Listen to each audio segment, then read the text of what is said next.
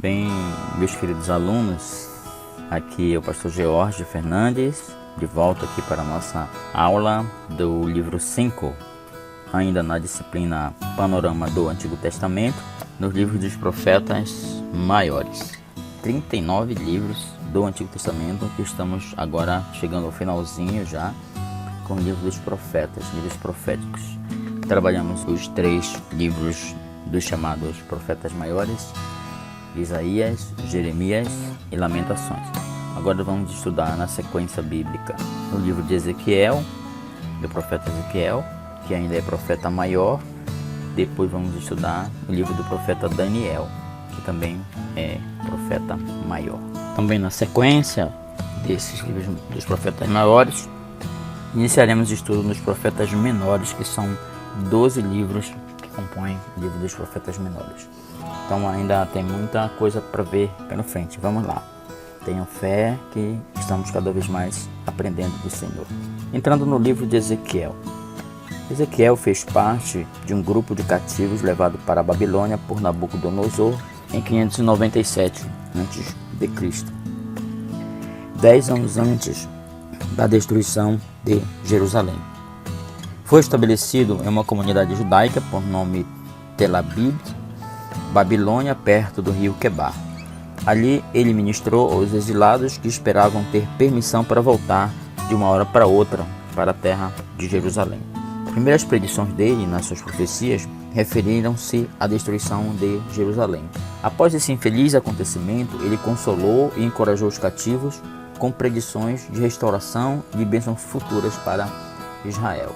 Seu livro é ocupado em grande parte com visões, ilustrações simbólicas, profecias e várias profecias mesmo a respeito das nações e predições messiânicas. Vamos agora ampliar um pouquinho esse conteúdo que está aqui de forma bem resumida no livro. Também o propósito do livro, de forma geral, é entregar uma mensagem divina de juízo ao povo apóstata e às 7 nações estrangeiras que assolaram Israel, levar Israel à ruína e ao cativeiro, que são os Amonitas, os Moabitas, Edom, Filistia, Tiro, Sidom e Egito. São os Amonitas, Moabe, Edom, os Filisteus, cidade de Tiro, Sidom e Egito. Ele profetizou para esses povos, porque esses povos foram os opressores que levaram ao povo de Israel à destruição e finalmente ao cativeiro. O autor do livro de Ezequiel é o próprio Ezequiel. O seu nome Ezequiel significa Deus fortalece. A data provável do livro é no período do cativeiro, de 593 a 573 a.C. Coincide com a época do cativeiro, como falamos. E apresenta Jesus dentro do livro, como a figura do Filho do Homem. O tema principal de todo o livro é julgamento e restauração de Israel. Como já falamos, Israel foi um profeta que profetizou no cativeiro. Foi levado mais ou menos para lá 11 anos antes de Jerusalém ser totalmente destruída. Foi na primeira leva, na primeira deportação. Então, antes de Jerusalém ser totalmente queimada, Judá deixar de existir, ele foi levado para lá. Enquanto ainda estava começando o cerco da Babilônia sobre Israel para a destruição, já foi deportado para lá em 3 etapas algumas pessoas. Lembremos que o exílio babilônico ocorreu em 3 etapas, já falamos anteriormente. A primeira etapa, em 605, deportação de Daniel e seus amigos, foram na primeira deportação. Aliás, já na segunda deportação, em 597, que é levado para lá Ezequiel. Estou fazendo essa correção aqui, eu havia falado que ele foi na primeira, mas ele foi na segunda deportação. E em 586, Jerusalém foi incendiada, o templo foi destruído. Eles são os 3 grandes profetas, Ezequiel, Jeremias e Daniel, eles são contemporâneos, ou seja, eles atuaram no mesmo período cronológico, na mesma época. Vendo a relação Ezequiel e Jeremias, Jeremias era mais velho que ele, Ezequiel foi seu discípulo, Ezequiel foi discípulo de Jeremias em Jerusalém, pregava para os exilados a mesma mensagem que Jeremias pregou durante todo o seu ministério, que era a mensagem central de Jeremias, que também foi seguida pelo seu discípulo Ezequiel. Era a seguinte: o castigo pelos pecados e a restauração se houvesse arrependimento. Isso é um ciclo que acontece nas nossas vidas. E se você pecar, vem a sanção de Deus, que é os castigos de Deus, você sofre bastante. Mas se você se arrepender desses pecados, há a restauração da sua vida. E a relação entre Ezequiel e Daniel, por exemplo, que também foram contemporâneos. Quando Ezequiel chegou na Babilônia, Daniel já havia ido na primeira deportação. Então, na segunda deportação, quando Ezequiel chegou lá, já estava ali Daniel há 9 anos, até atuando lá no reino da Babilônia.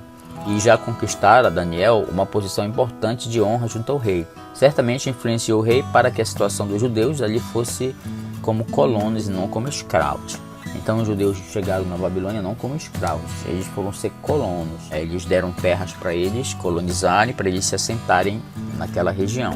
Daniel residia e trabalhava no palácio e Ezequiel trabalhava no campo.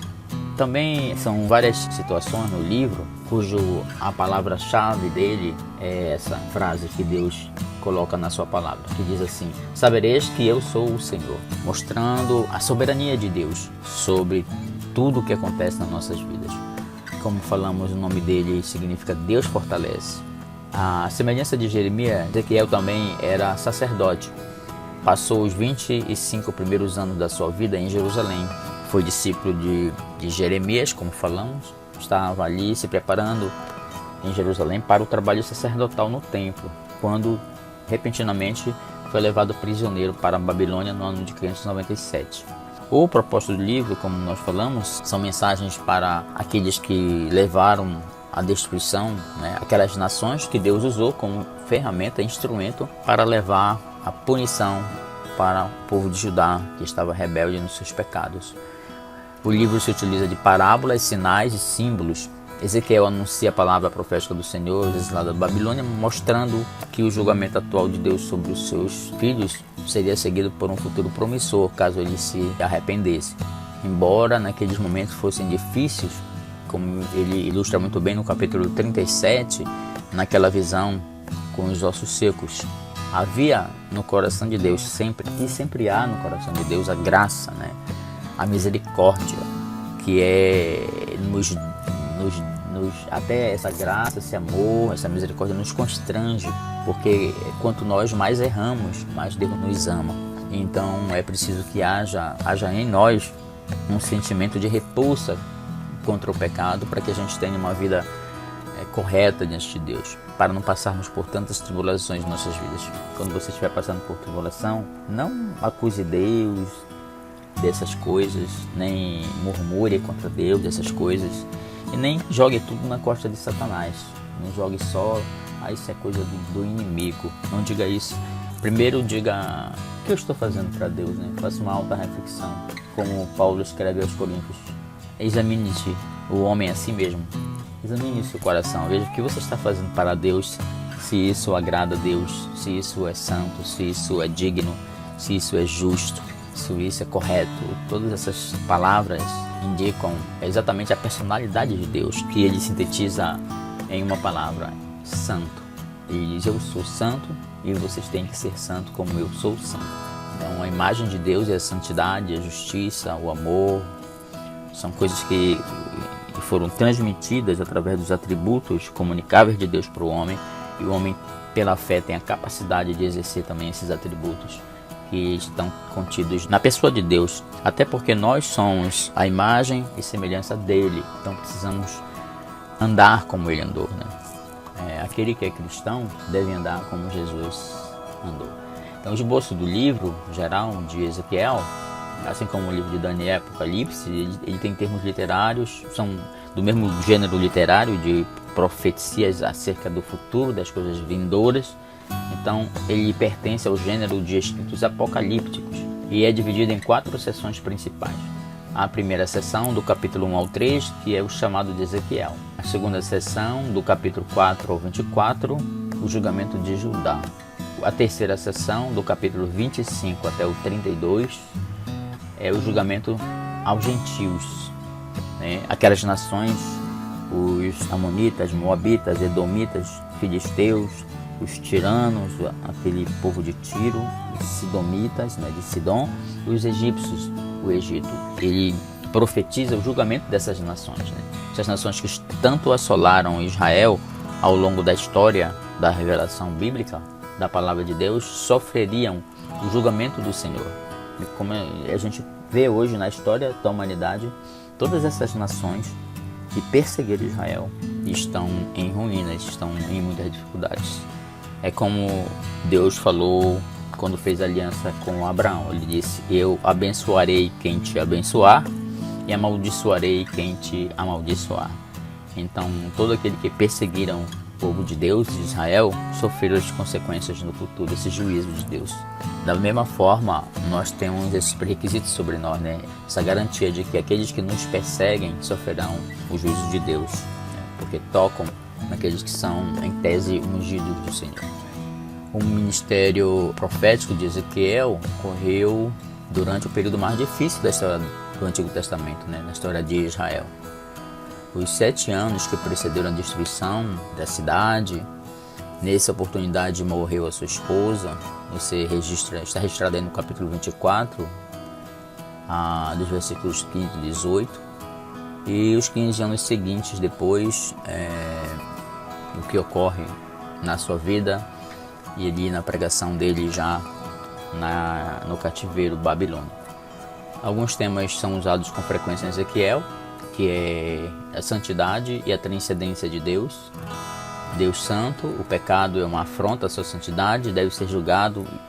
Israel é uma nação rebelde, porém o exílio tem o propósito de produzir uma nova nação purificada, né? Então as provações, a dificuldade é a mensagem do profeta Ezequiel: desde que você se arrependa, se reconcilie com o Senhor, você pode ser purificado. Do capítulo 6 ao capítulo 12 trabalha esse tema. Outro conteúdo importante, outro tema é a graça e a misericórdia de Deus, né? Ele fala do capítulo 36 em diante, diz assim que o julgamento de Deus sobre Judá não frustra o seu propósito quanto à eleição de Israel. Eles voltarão à sua terra. Deus está novamente entre eles, dará ao seu povo um coração novo e um espírito novo. Também fala da soberania de Deus, várias oportunidades, Deus dirigindo, proferindo juízo sobre aquelas nações tão poderosas. A responsabilidade individual também fala muito no livro. As pessoas sofrem consequências individuais da desobediência, da transgressão aos princípios de Deus. Tudo isso é abordado no livro de Ezequiel. Tem um paralelismo também, rapidamente vamos citar isso, de Ezequiel com o livro de Apocalipse, né? Algumas visões e experiências de Ezequiel reaparecem no livro do Apocalipse, do apóstolo João, né? Aquelas querubins, Gog e Magog, comer o livro, Nova Jerusalém, o rio da água da vida. Essa expressão que ele fala muito, saberão que eu sou o Senhor, está muito presente no livro de Apocalipse também. É muito parecido, são muita imagem simbólica, muitas coisas simbólicas ocorrem na literatura apocalíptica, na literatura desse livro. É um livro fascinante, um livro muito bom de você ler. Ler esse livro, como disse aqui, o propósito dessa disciplina é dar uma visão panorâmica, é dizer para vocês o que tem dentro do livro. Compete a você, leitor da Bíblia e pesquisador e teólogo, buscar ler nas entrelinhas, buscar ler versículo por versículo, como eu já disse, com algumas ferramentas, comentários bíblicos, uma boa Bíblia de estudo e também com muita dependência do Espírito Santo de Deus, para que Ele ilumine nossas mentes a compreender os mistérios da sua palavra. Como eu falei, essa expressão, saberão que eu sou o Senhor, está presente em todo o livro, aparecendo mais ou menos 62 vezes. A missão de Ezequiel era pregoar ao seu povo que o cativeiro visava sua correção. Por meio do castigo, eles viriam a saber que verdadeiramente só o Senhor é Deus. Isso funcionou, pois depois do cativeiro, nunca mais Judá se corrompeu em idolatria, e até os dias de hoje, os judeus, os israelitas, não mais se envolveram com outras religiões. E eles defendem a sua fé do judaísmo com a certeza de tudo aquilo que eles passaram na sua história foi importante para a vida deles, para a vida da história da salvação. Em várias situações, ele faz alguns atos chamados atos proféticos ao longo de todo o livro, né? Em 90 ocasiões, esse título aparece também a expressão filho do homem, que é tratada por ele, aparece mais ou menos umas 90 ocasiões. É o mesmo título também usado no livro do profeta Daniel. Ele também teve várias visões, como já falamos, e muitas atitudes com seus atos simbólicos. Vamos agora falar da aplicação pessoal desse livro em nossas vidas. 3 lições relevantes e muito importantes podem ser aprendidas em Ezequiel. A primeira é a importância da responsabilidade moral de cada pessoa, de cada indivíduo. Embora seja verdade que Deus ainda abençoa e corrige igrejas inteiras nos dias de hoje, isso está muito bem colocado por Jesus ali, quando ele fala em Apocalipse, no capítulo 12, capítulo 3, acerca da mensagem às 7 igrejas da Ásia. Essas 7 igrejas simbolizam igrejas atuais, né? É uma mensagem muito presente, muito atualizada. Aquela mensagem que Jesus falou. Jesus dizia uma coisa assim para aquelas igrejas do Apocalipse: conheça tuas obras. E ele fala para essas igrejas de hoje: conheça tuas obras. Ele sabe se é quente, se é morno, se é fiel, se é infiel. Tudo que está acontecendo na igreja, ele está presente, porque aquela visão de Apocalipse de Jesus entre os 7 candeeiros, 7 castiçais, os 7 castiçais significam as 7 igrejas, e Jesus está andando ali no capítulo 2 e 3 de Apocalipse entre os 7 castiçais, e ele continua andando hoje no meio da igreja, olhando, vendo quem é joio, vendo quem é trigo, para que no dia do juízo ele vai separar o joio do trigo. Então não é o pastor que comanda a igreja, mas é o cabeça da igreja, que é o Senhor Jesus, que está andando dentro da igreja, entre os 7 candeeiros ali, naquela visão de Apocalipse. Essa visão apocalíptica presente no livro de Ezequiel é muito importante a gente tomar conhecimento delas. Então, os seus propósitos primordiais do livro são com indivíduos, com as pessoas. Como tal, uma pessoa não pode recorrer à justiça dos outros como sua própria justiça, nem precisa temer a correção pessoal pelos pecados dos outros. Está isso em Ezequiel 18. Vamos ver aqui o que diz Ezequiel 18, 20, só para confirmarmos. Diz assim: seu pai, porque praticou a extorsão, roubou os bens do irmão e fez o que não era bom no meio de seu povo. Eis que ele morrerá pela sua iniquidade. Mas dizeis: por que não levará o filho a iniquidade do pai?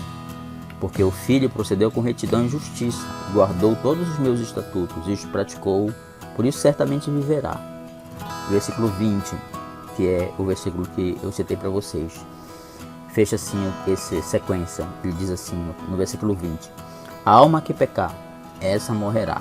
O filho não levará a iniquidade do pai, nem o pai levará a iniquidade do filho. A justiça do justo ficará sobre ele, e a impiedade do ímpio cairá sobre. A gente está vendo aqui que a responsabilidade do pecado é individual, é da pessoa, não é do pai que errou, da irmã, do parente, da igreja, do pastor. É individual.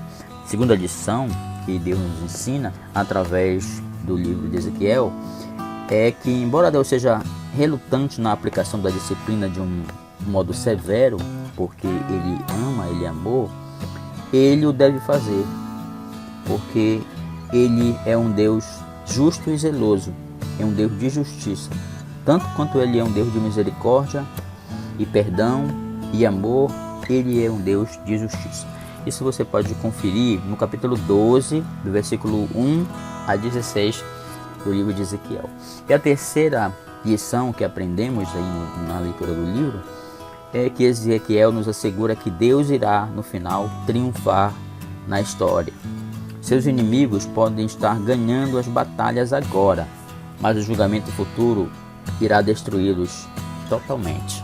Então Deus é justo e haverá de fazer a sua justiça para aqueles que são fiéis e nos dá a vitória sobre nossos inimigos.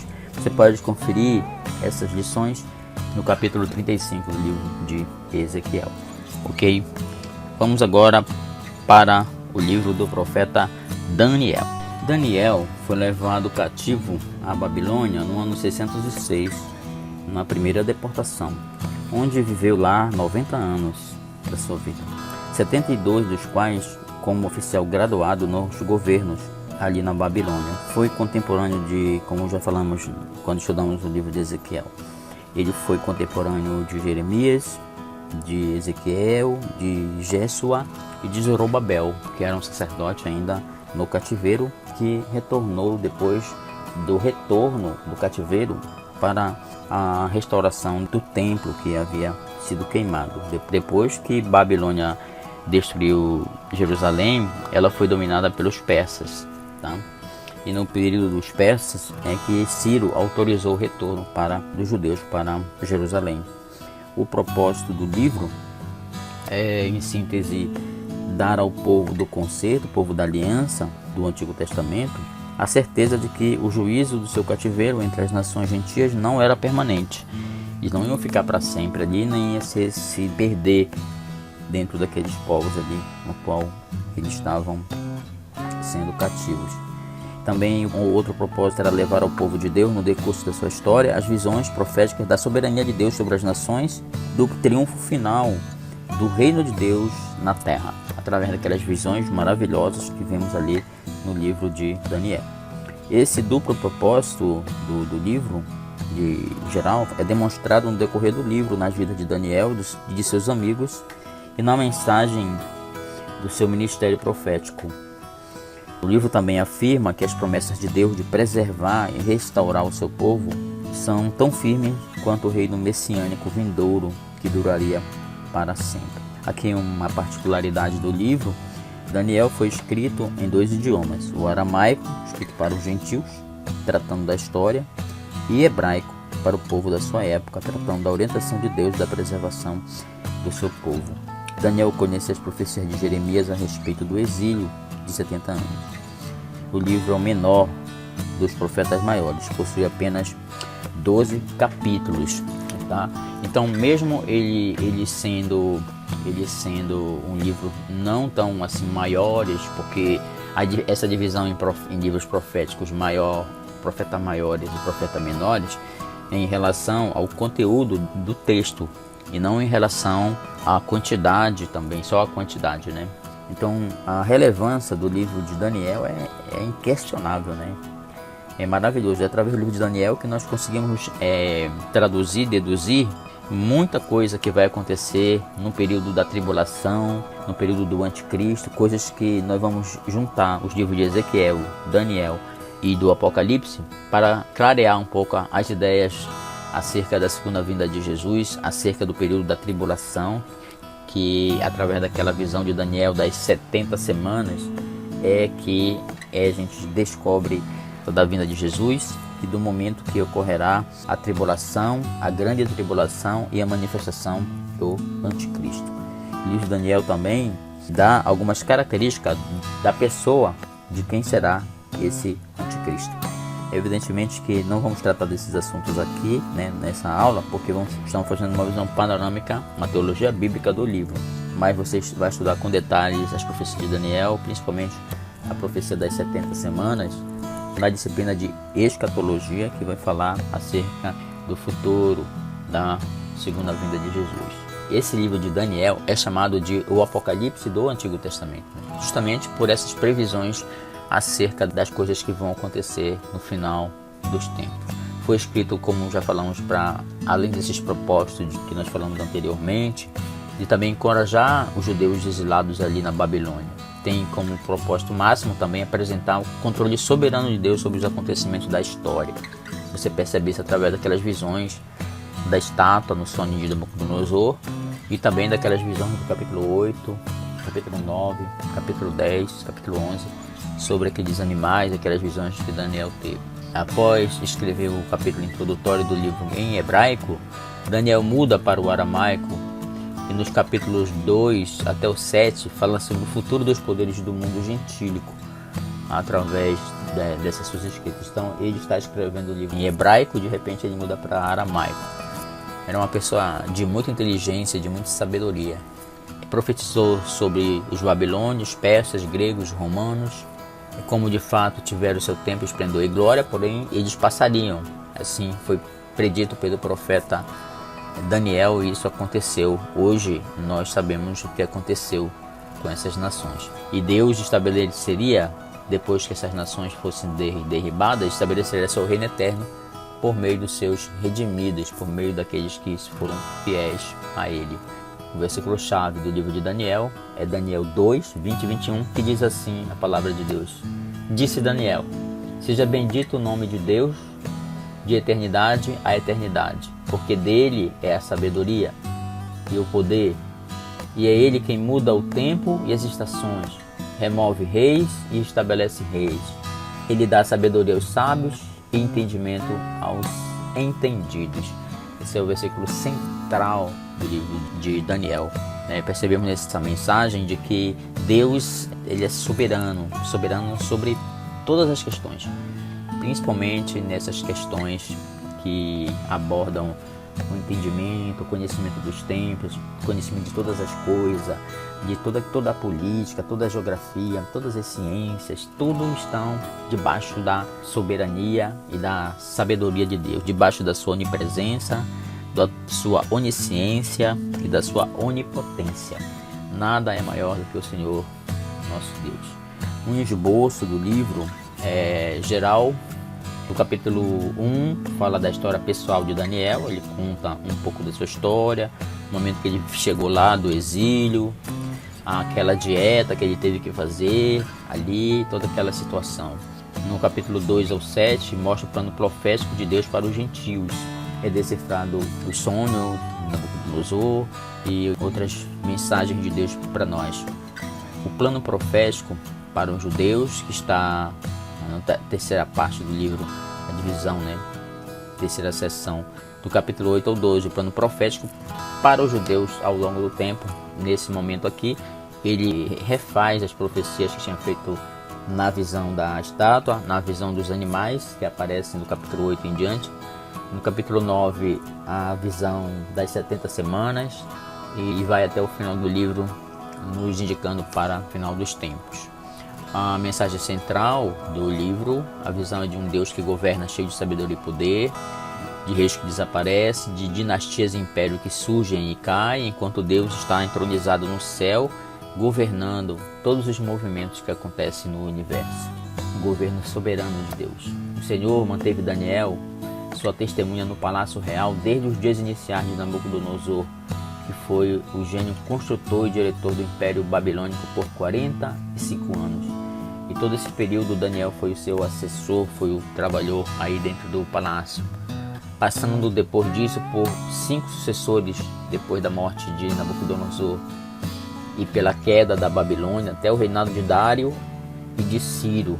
Ou seja, Daniel ficou dentro do palácio por um período de 71 anos. Foi do ano 605 até o ano 534. Pensa no homem abençoado, Não vamos falar nem aqui da questão da fornalha ardente, da questão dele decifrar os sonhos, das visões que teve, da libertação dele já no reinado dos persas, da cova de leões e tudo que Deus deu para esse grande personagem, grande profeta bíblico, que nos traz mensagens maravilhosas acerca do futuro da humanidade, acerca do fim dos tempos, acerca do que vai acontecer no futuro das nações. Eu vou aqui dizer para vocês, essas predições de Daniel foram confirmadas pelo próprio Senhor Jesus, Quando ele diz que acerca do final dos tempos, ele diz que haverá um grande período de tribulação e agonia e coisas que iriam acontecer naquele sermão profético de Jesus, do final dos tempos.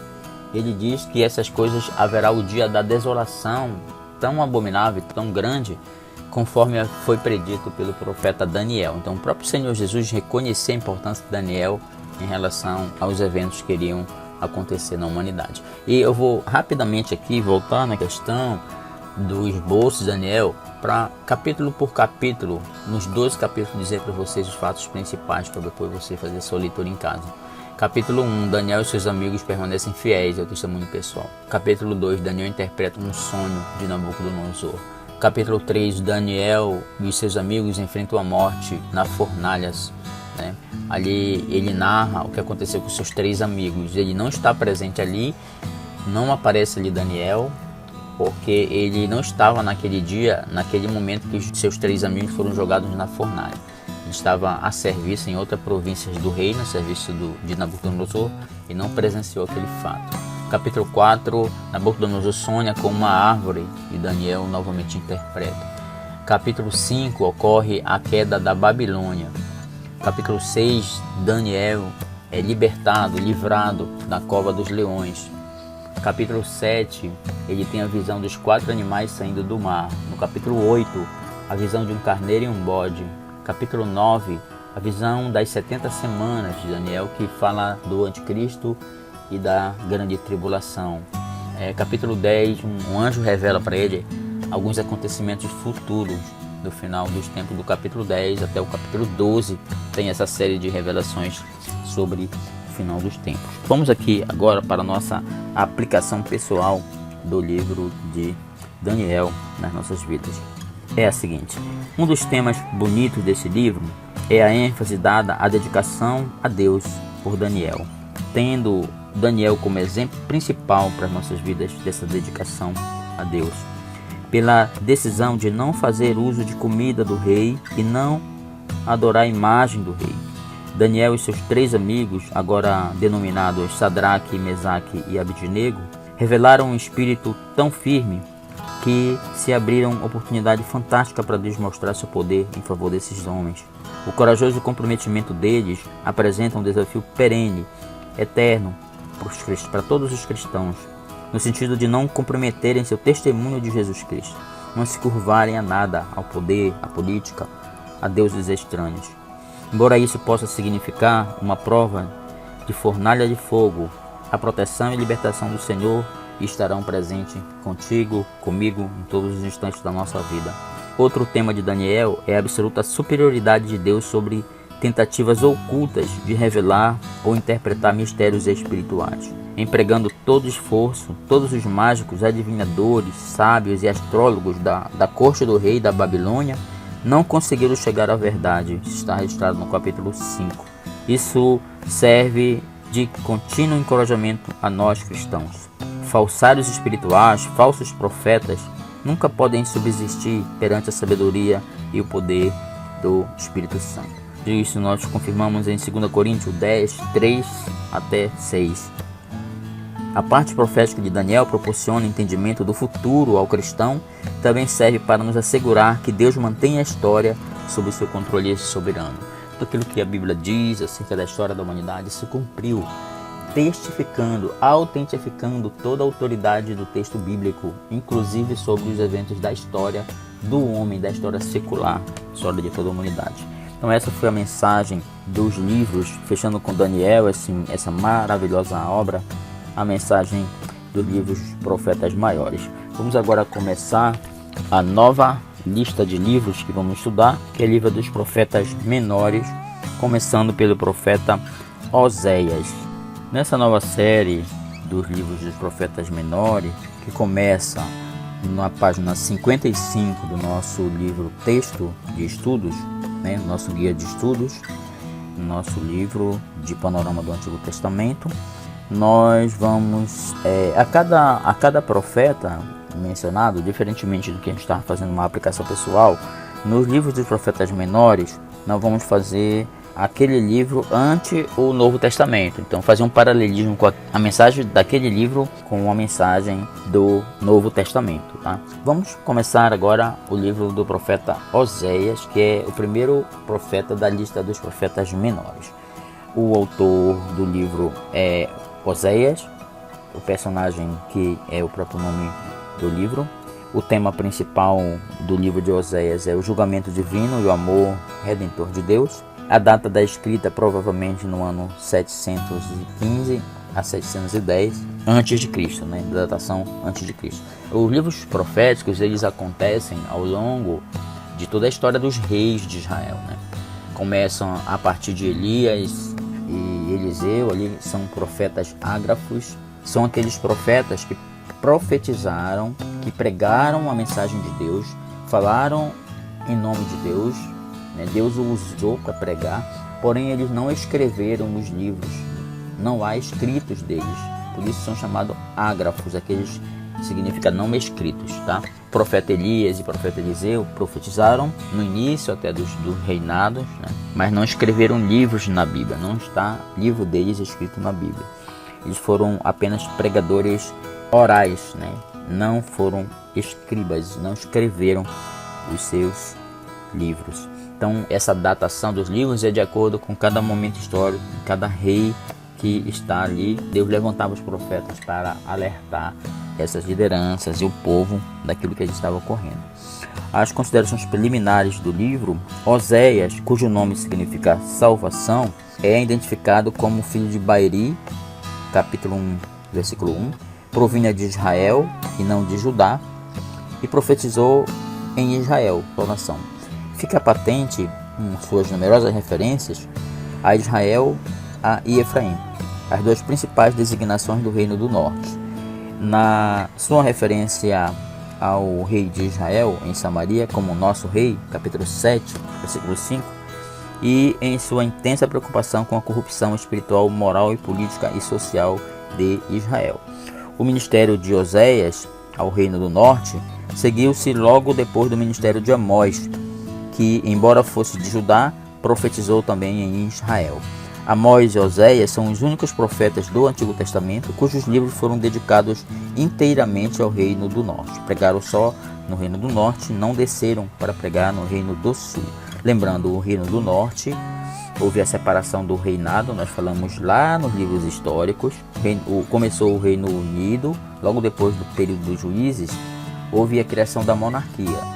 Teve 3 reis quando o reino estava unido. Primeiro Saul, depois Davi, depois Salomão. Na sucessão de Salomão houve a divisão dos 2 reinos. Então 10 tribos seguiram a Jeroboão e uma tribo seguiram Roboão.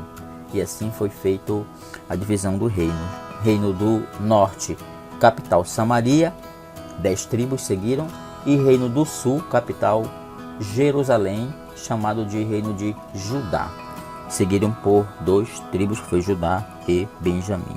Então, essa região do sul, quando falarmos Reino do Norte, entendam Israel, e quando falarmos Reino do Sul, entendam Judá, o Reino de Judá. Então, eles pregaram ali anunciando a destruição iminente que ia acontecer no Reino do Norte.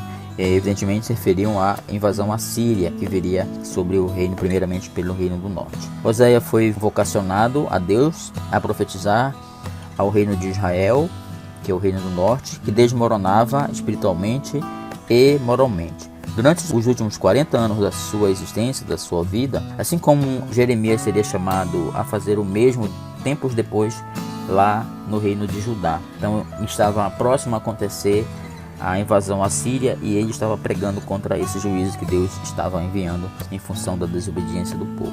Quando Oséias iniciou seu ministério, durante os últimos anos de Jeroboão II, Israel desfrutava de uma temporária prosperidade econômica e de paz política que acabariam por produzir um falso senso de segurança. Logo após a morte de Jeroboão II, por volta do ano 753 a.C., a nação começa a deteriorar-se e caminha velozmente à destruição que ocorreu em 722 a.C. Passados 15 anos da morte do rei, 4 dos seus sucessores seriam assassinados. Decorrido mais 15 anos, Samaria seria incendiada e os israelitas deportados à Assíria, posteriormente dispersado entre todas as nações. Lembrando que o reino do norte ele foi disperso entre as nações. Eles não permaneceram unidos como o reino de Judá, que ficou no cativeiro babilônico, porém não eram escravos, eram colonos.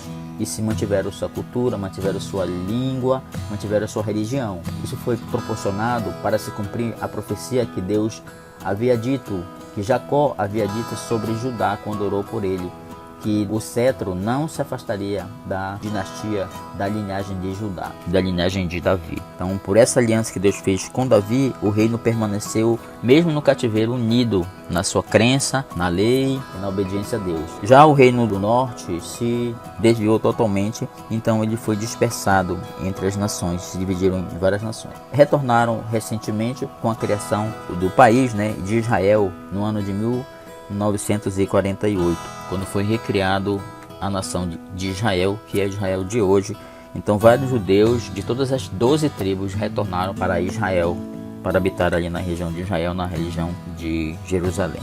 O casamento trágico de Oséias e sua palavra profética harmonizava-se com a mensagem de Deus a Israel durante esses anos caóticos. Deus ordenou a Oséias que tomasse uma mulher de prostituições, uma prostituta, no capítulo 1, a fim de ilustrar a infidelidade espiritual de Israel.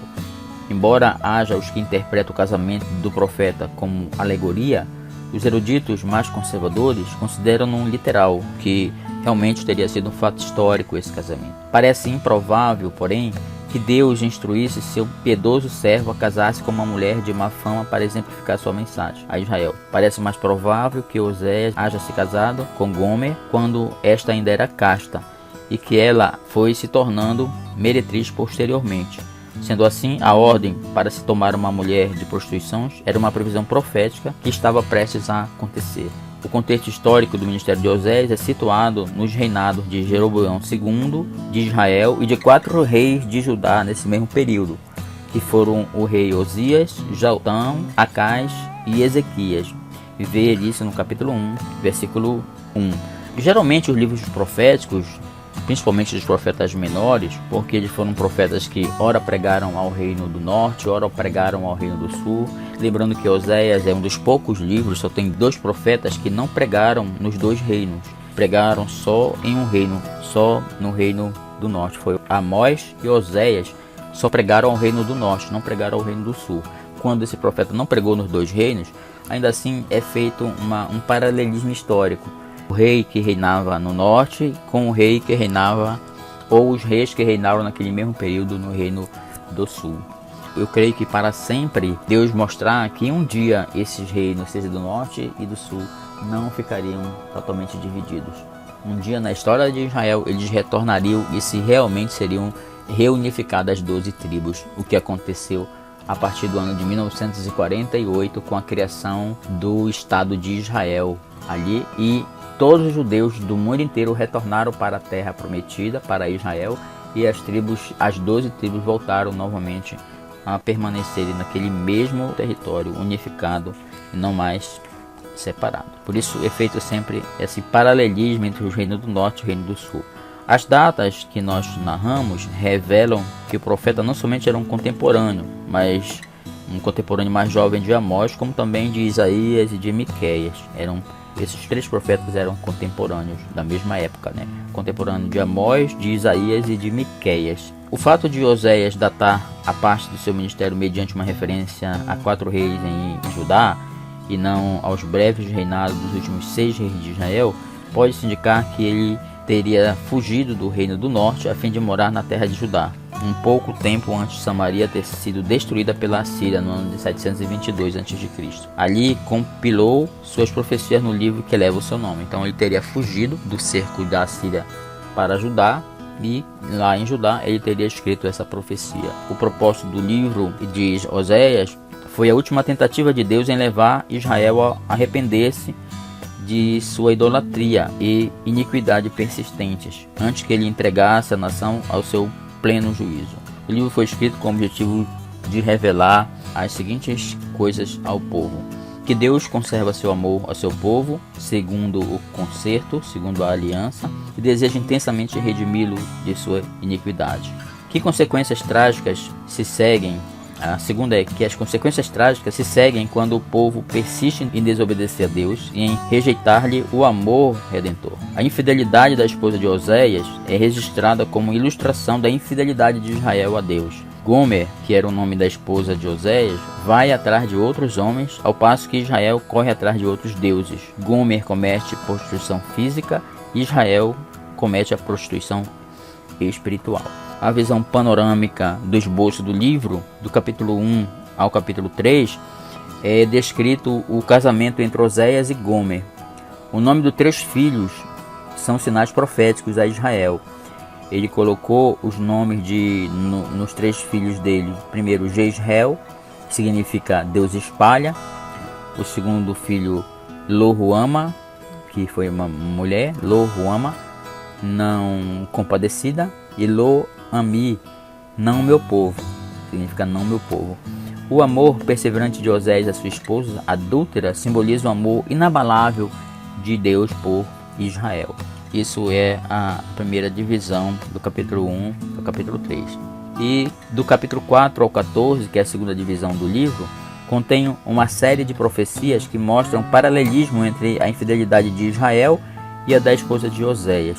Quando Gomer abandona Oséias e vai à procura de Gomer, capítulo 2, representa a vergonha e o juízo de Israel, do capítulo 8 ao 10. Ao resgatar Gomer do mercado de escravos, no capítulo 3, Oséias demonstra o desejo e a intenção de Deus em restaurar Israel no futuro, do capítulo 11 ao 14. O livro enfatiza este fato por ter Israel desprezado o amor de Deus e sua chamada ao arrependimento.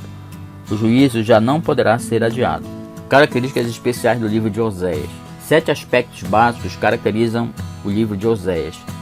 Primeiro, ocupa o primeiro lugar na seção do Antigo Testamento, chamado Livro dos 12, que é o livro dos profetas, a seção conhecida como os profetas menores, como disse já várias vezes, por causa da sua brevidade em comparação com Isaías, Jeremias e Ezequiel. Segunda característica, Oséias é um dos únicos profetas do Reino do Norte a terem um livro profético no Antigo Testamento. O outro é Jonas. Terceira característica, a semelhança de Jeremias e Ezequiel, as experiências pessoais de Oséias ilustram sua mensagem profética. Quarta característica, contém cerca de 150 declarações a respeito dos pecados de Israel, sendo que mais da metade deles relaciona-se à idolatria.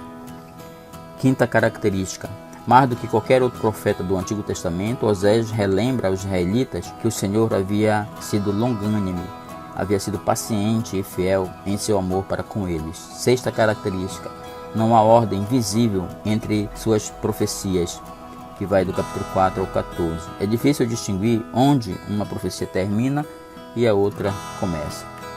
A sétima característica, elas acham-se repletas de vívidas figuras de linguagem, muitas das quais tiradas do cenário rural, ali na linguagem do profeta. Então vamos agora àquela seção que eu falei no início, que é uma comparação entre o livro de Oséias ante ao Novo Testamento. Então vamos aqui a essas observações. Diversos versículos de Oséias são citados no Novo Testamento. Por exemplo, o Filho de Deus é chamado do Egito, como dizem em Mateus, do Egito chamei meu filho. A vitória de Cristo sobre a morte está em 1 Coríntios 15. O Deus deseja a misericórdia e não o sacrifício. Deus 9, você vai ver isso. Esses textos, todas essas considerações aqui, você vê aqui acompanhando no seu livro o texto para você fazer essa leitura desses versículos. Os gentios, que não eram povo de Deus, passam a ser seu povo. Está em Romanos 9, 1 Pedro 1. Além dos trechos específicos, o Novo Testamento expande o tema desse livro, né? Deus como marido do seu povo, e diz que Cristo é o marido da sua noiva redimida, a igreja. Então o próprio Novo Testamento faz uma metáfora também em questão dessa figura do noivo, do marido, em relação a Cristo e a igreja. Oséias enfatiza a mensagem do Novo Testamento a respeito de se conhecer a Deus para se entrar na vida. Justamente com essa mensagem, Oséias demonstra claramente o relacionamento entre o pecado persistente e o juízo inexorável de Deus. Ambas as ênfases são resumidas por Paulo em Romanos 6,23, que diz assim: porque o salário do pecado é a morte, mas o dom gratuito de Deus é a vida eterna por Cristo Jesus, nosso Senhor, nosso Salvador. Então, gente, vamos dar uma parada por aqui em função do nosso tempo de aula. Começamos a leitura do primeiro profeta menor, que foi o profeta Oséias. Que Deus continue abençoando a sua vida, que Deus continue lhe dando resiliência, lhe dando persistência para prosseguir nesses estudos, para prosseguir na sua fé e no amor que você tem pela obra de Deus. Deus abençoe sua família, Deus abençoe sua casa, Deus abençoe seu trabalho e que tudo seja segundo a vontade dele. Nós oramos assim, em nome de Jesus. Amém. Até a próxima aula. Iniciamos pelo livro do profeta Joel. Tchau, tchau. Daqui a pouco a gente retorna para a nossa aula seguinte.